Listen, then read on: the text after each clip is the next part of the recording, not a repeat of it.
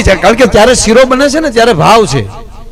એક બાજુ ભગવાનનું નામ લેવાતું જતો તો એક બાજુ એમ થાય કે મારા આંગણે મહેમાન આવ્યા, મારા બા આવ્યા. આ બધો ભાવથી જે તવીથો હાલે ને એ મીઠો બહુ થાય.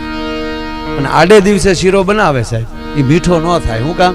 તે ભાવ ન હોય, બબે કટકા નીકળતા હોય.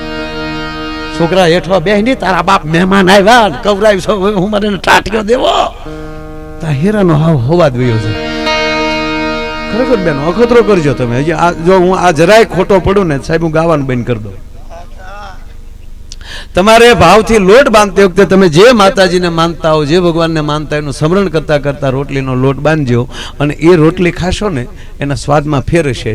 અને બીજે દી છોકરાને બબે કટકા, છોકરાના બાપને